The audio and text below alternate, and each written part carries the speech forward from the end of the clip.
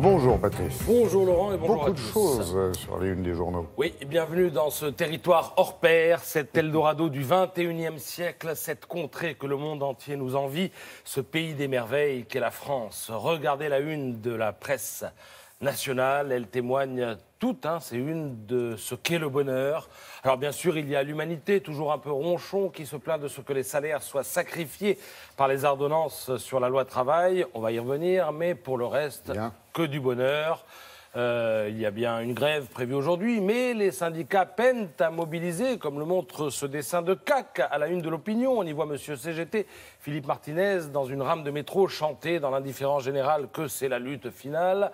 La France n'est plus ce pays toujours paralysé. La France gagne, elle vend des Airbus à qui mieux et déjoue les pronostics en décrochant l'organisation du mondial de rugby 2023. Le French Flair enivre la planète. Nous sommes prêts à accueillir le monde. Mais le monde, en vérité, que va-t-on réellement lui montrer? Eh bien, pour le savoir, ne passez pas à côté de l'autre versant de la vérité. Vous le trouverez dans l'Express sous la forme d'un décryptage sociétal proposé par le théoricien de la France périphérique, Christophe Guilluy.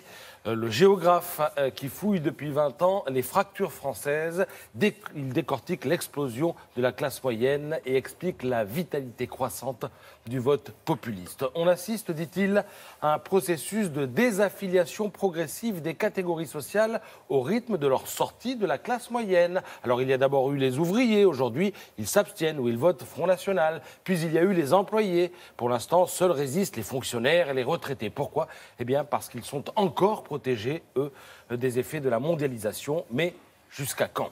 Ce qui fait qu'un électeur vote populiste, dit-il, c'est la combinaison de deux insécurités, l'insécurité sociale et l'insécurité culturelle. Alors prenez Fillon, pendant la campagne, il a insisté sur le combat contre l'islam radical. Il s'adressait là à un électorat qui craint pour sa culture. Mais si beaucoup de ces électeurs ont ensuite voté Macron, eh bien c'est parce qu'ils disposent d'un patrimoine, ils jouissent d'un certain patrimoine et d'une garantie de leur train de vie. Sauf que les choses sont en passe de changer. Pourquoi? Parce que la politique de serrage de vis d'Emmanuel Macron, et on en revient à l'histoire des salaires de l'humanité tout à l'heure, nous explique M. Guilluy, eh bien, est en train de s'en prendre à cette garantie-là quand on aura une majorité de retraités à 500 € mensuels, et ça existe déjà, on peut le dire, il n'y aura plus de barrage contre le vote populiste. Alors les Américains ont eu Trump, les Anglais ont eu le Brexit, et en France, ça va se terminer comment?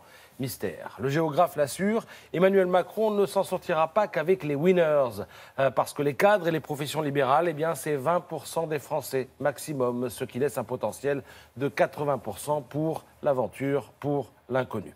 Quant au multiculturalisme, quoi qu'on en dise, eh bien, la France est empêtrée dedans.